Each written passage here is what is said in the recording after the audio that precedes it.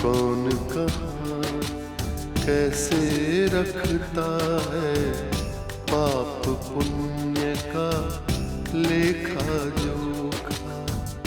कौन कहाँ कैसे रखता है पाप पुण्य का लेखा जोखा। ओढ़ के चादर तू गुरूर की, ओढ़ के चादर तू गुरूर की, देता अपने आप को धोखा। कौन कहाँ कौन कहाँ कौन कहाँ कौन कहाँ। मैं जानकर रहूंगा कि आरसी ने आखिर उर्वशी की खबरों पर क्यों बैन लगाया है।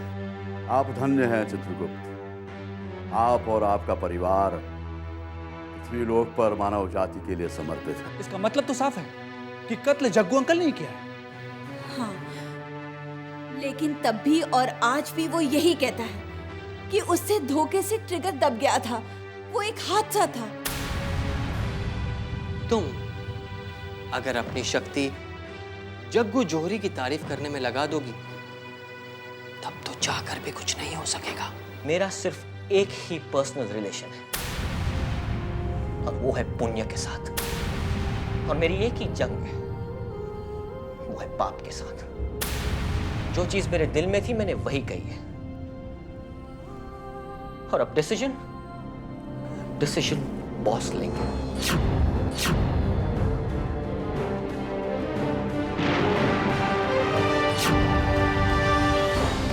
सॉरी बॉस, आपका कीमती वक्त मैंने जाया किया, इनफैक्ट कुछ ज्यादा ही जाया कर दिया। Thank you so much for your precious time sir.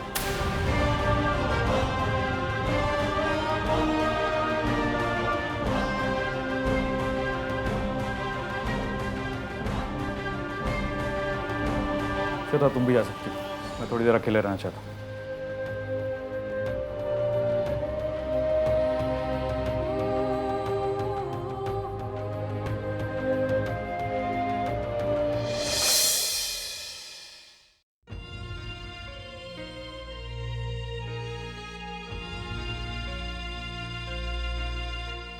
Bhavna, dad आइए आइए। अच्छा हुआ डैड आप अपने कमरे से बाहर तो निकले। बेटा, जिस घर में औरत नहीं होती उस घर में शैतान बसने लगता है। तुम्हारी मॉम मुझे अकेला छोड़कर चली गई, अब इस घर में और है ही कौन? मैं और लाभ। तुम्हारा तो अपना घर है बेटा, तुम कब तक यहां अकेली पड़ी रहोगी? संदेश को, तुम्हारे ससुराल वालों को तुम्हारी जरूरत है। ये बात अलग है कि वो लोग भले लोग हैं, कुछ नहीं कहेंगे, लेकिन हमें तो सोचना है ना। मैं समझ गई डैड, आप चाहते हैं कि मैं अपने ससुराल वापस चले जाऊं। हाँ बेटा, मैं यही चाहता हूं, लेकिन तू मुझे गलत मत समझना कि मैं तुझे यहां से जाने के लिए कह रहा हूं। देखो बेटा, वैसे भी ये घर तेरा है, लेकिन मायका मायका होता है बेटा, और ससुराल ससुराल, और मायका तो मां से होता है बेटा। और जब मां ही नहीं रही तो मायके में तेरे लिए क्या धरा है बेटा? पर डैड, यहाँ आपका ख्याल कौन रखेगा? मॉम थी तो मैं अपने ससुराल में भी निश्चिंत थी, पर अब आपकी फिक्र रहेगी, कैसे जाऊं वहां मैं? देखो बेटा, जाना तो होगा ही, आज नहीं तो कल, फिर आज ही क्यों नहीं? तू संदेश को बड़े प्यार से समझा, अस्पताल खोले वो, बड़ा स्वाभिमानी है वो, पर तू कोशिश करेगी तो शायद मान जाए। पर यहां रह के तो कोशिश भी कैसे करेगी बेटा? ठीक है डैड, मैं आज ही चली जाऊंगी, पर दिल पर एक भारी बोझ लेकर कि मॉम ने आत्महत्या की तो क्यों की? और भैया बता रहे थे कि जाने दीजिए। क्या क्या कह रहे थे तेरे ला भैया? उन्हें एक गुप्त फोन आया था। किसी ने कहा कि मॉम की हत्या हुई है। उन्होंने आत्महत्या नहीं की। बंद करो ये बकवास। कान पक गए मेरे सुन के। कत्ल, आत्महत्या, हत्या, क्या है ये सब? पागल हो गए हो तुम सब।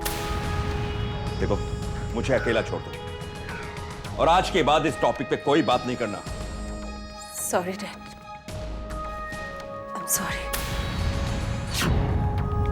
मैं चली जाऊंगी। और हाँ, कभी अगर मेरी जरूरत हो तो फोन कर दीजिएगा। अब जब माँ ही नहीं तो मायका कैसा? कौन समझेगा मुझे यहाँ?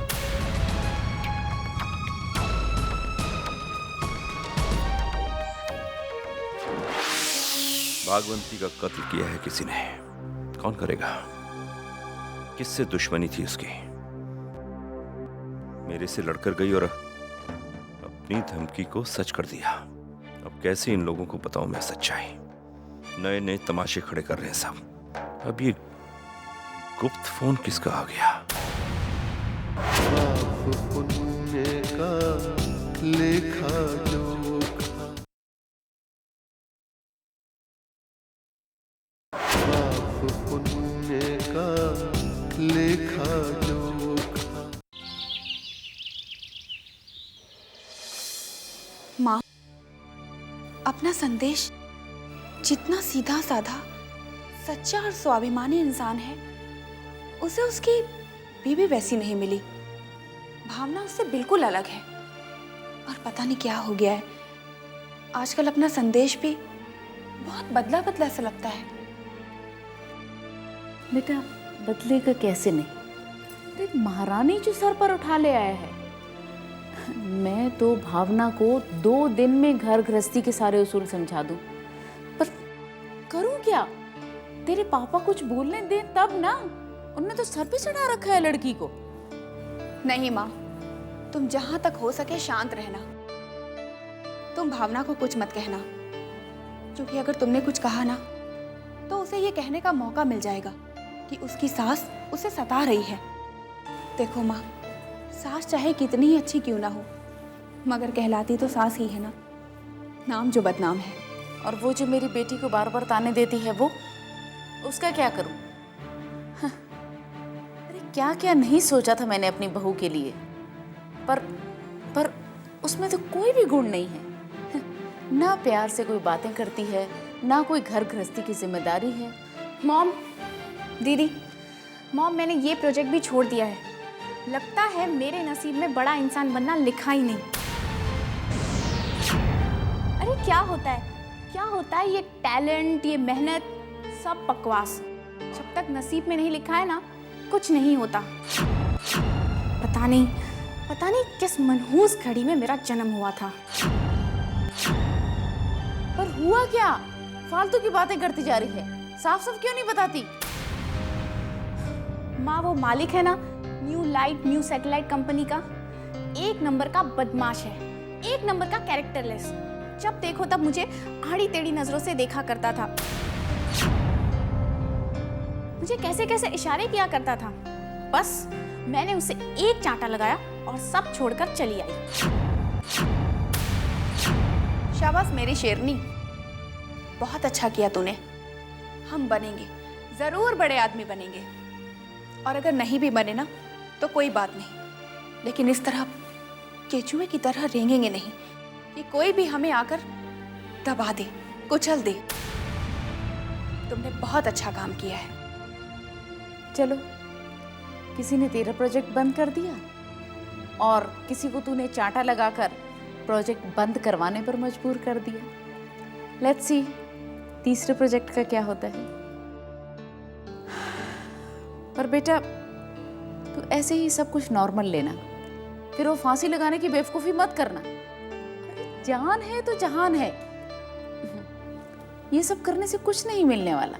माँ, इस बार मैं नहीं मरूंगी, बल्कि इन वादवा जैसे लोगों को मारूंगी। चला था सर्वेक्षणी को फंसाने।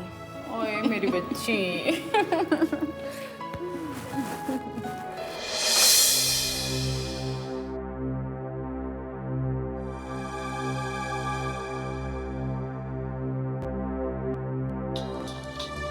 एक minute sir, just moment. Congratulation sir, आज चित्रांश और लाभ में जमकर झगड़ा हुआ है। ओह गुड गर्ल श्वेता, तुम जब भी देती हो अच्छी खबर देती हो, लेकिन याद रखना लाभ और चित्रांश के बीच में दीवार खड़ी होना बहुत जरूरी है। Yes sir. पाप पुण्य का लेखा जोखा, पाप पुण्य का लेखा जोखा। मिस्टर बालेश्वर, एक बात मेरी समझ में नहीं आती, आप लोग अंडरवर्ल्ड के डेंजरस लोग हैं या नारद मुनि स्टाइल के लोग? नारद मुनि स्टाइल? ये क्या है? आपको नहीं पता? अरे नारद मुनि के बारे में तो बड़े बड़े ग्रंथों में लिखा है, सभी देवी देवताओं को आपस में भिड़वा देना। आप लोग भी नारद मुनि के इसी घिसे पिटे फॉर्मूले पर चल रहे हैं इस कंप्यूटर के जमाने में, इस लैपटॉप के युग में। लाभ को चित्रांश से लड़वा दो, इसको उससे भिड़वा दो।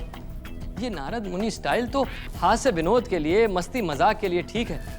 आप लोगों को तो बड़े बड़े टारगेट्स पूरे करने हैं mister Baleshwar. Mister N, old is gold. Narad Muni style पहले भी सक्सेसफुल था, आज भी सक्सेसफुल है और आगे भी सक्सेसफुल रहेगा। अब देखिए ना, अंग्रेजों ने इस स्टाइल को अपनाकर हम पर कितने वर्षों तक राज किया।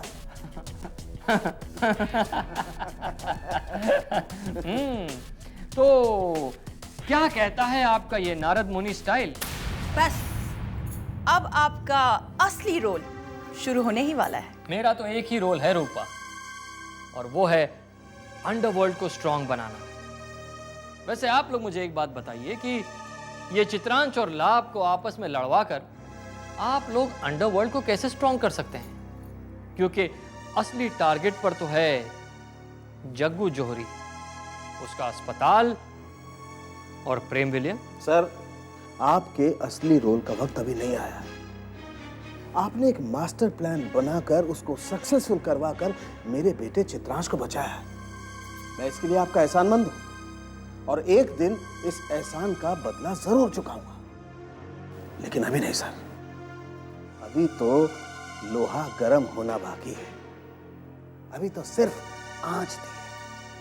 सर, अभी आप भी इंतजार कीजिए, मैं भी इंतजार करता हूं।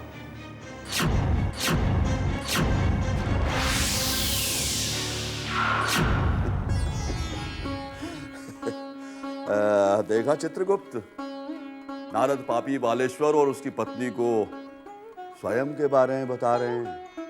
मुझे तो शंका हो रही थी प्रभु कि कहीं भूल से उनके मुख से नारायण नारायण ना निकले। नारायण नारायण कहने में क्या आपत्ति है चित्रगुप्त? प्रभु, नारद जी की कायाकल्प का गुप्त शब्द है नारायण नारायण। 3 बार नारायण कहने पर नारद जी ब्रह्मांड के दिव्य रूप में परिवर्तित हो जाएंगे। तो आश्चर्य है चित्रगुप्त, नारद नारायण कहे बिना कैसे रह सकते हैं? हाँ प्रभु, मायावी पाप से जूझने के लिए, उसे समझने के लिए, उसकी शक्ति को जानने के लिए नारद जी पृथ्वीलोक पर कई कष्ट उठाकर मानव जाति के कल्याण का मार्ग ढूंढ रहे हैं। हाँ चित्रगुप्त, नारद का ये सराहनीय प्रयास संभवतः कोई नया मार्ग प्रशस्त करे। आगे का दृश्यावलोकन करवाएं चित्रगुप्त। जी प्रभु।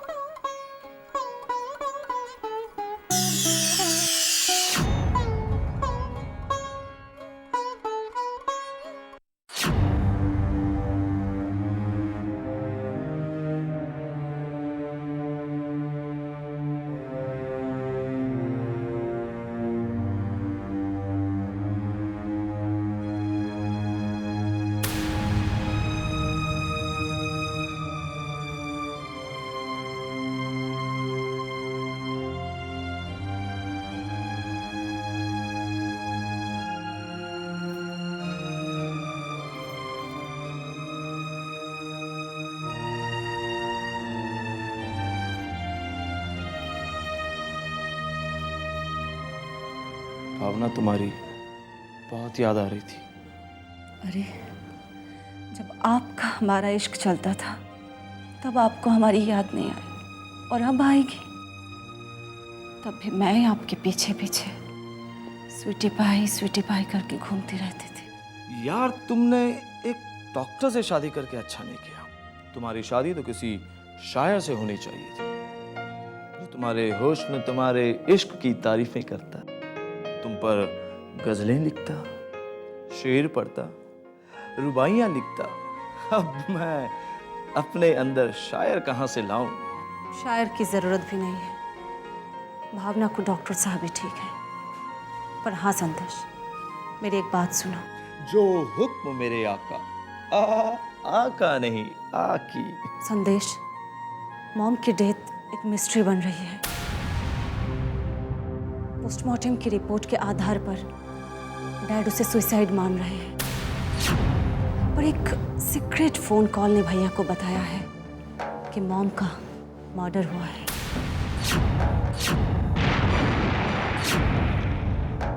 पाप पुण्य का लेखा जोखा, पाप पुण्य का लेखा जोखा।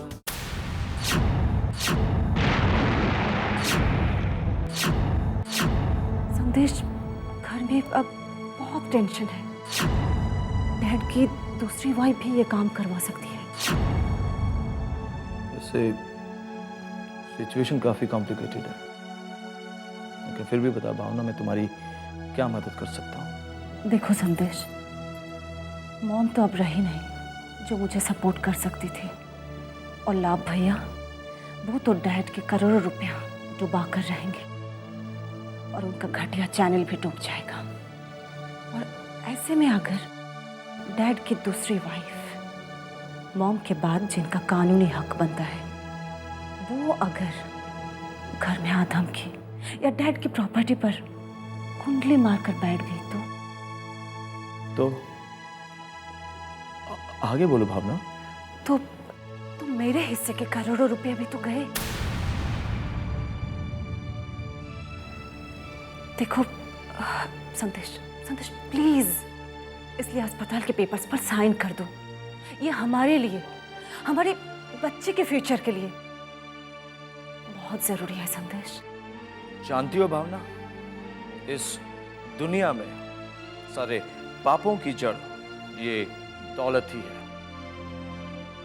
अब तुम अपने घर में ही देख लो ना, तुम्हारी सौतेली माँ जो तुमसे सिर्फ 2 या 3 साल बड़ी हो, तुम्हारे पापा से इश्क कर बैठी। तुम्हारे पापा की दौलत से इश्क कर बैठी। न तुम्हारे पापा करोड़ों की संपत्ति तुम्हारे भाई लाभ को देते, ना लाभ तुम्हारे अनुसार उन्हें बर्बाद करता। तुम्हारी मॉम के हत्या के पीछे भी यही दौलत होगी। कौन खुश रह सका इस दौलत से जो हम तुम खुश रहेंगे? और रही बच्चे की बात, तो इस दौलत से उसका भविष्य अच्छा होगा या बुरा होगा, ये किसे पता? वो कहते हैं ना, पूत कपूत तो क्यों धन संचय, पूत सपूत तो क्यों धन संचय। तो आपके इन बोल वचनों का मतलब ये है कि आप अस्पताल नहीं खोलेंगे, है ना? हाँ, और तुम भी एक अच्छी हाउसवाइफ बनकर, एक अच्छी बहू बनकर, एक अच्छी भाभी बनकर, अच्छी माँ बनकर इस घर को स्वर्ग बनाओ अपने प्यार की दौलत से।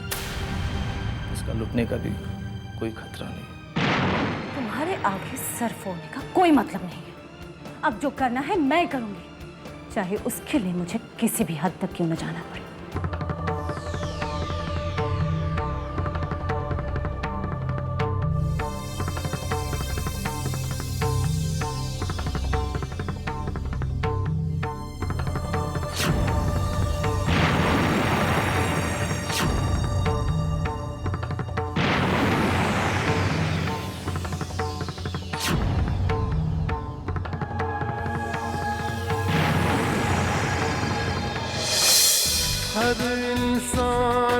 अक्स वहाँ पर हर इंसान का कच्चा चिट्ठा, हर इंसान का कच्चा चिट्ठा।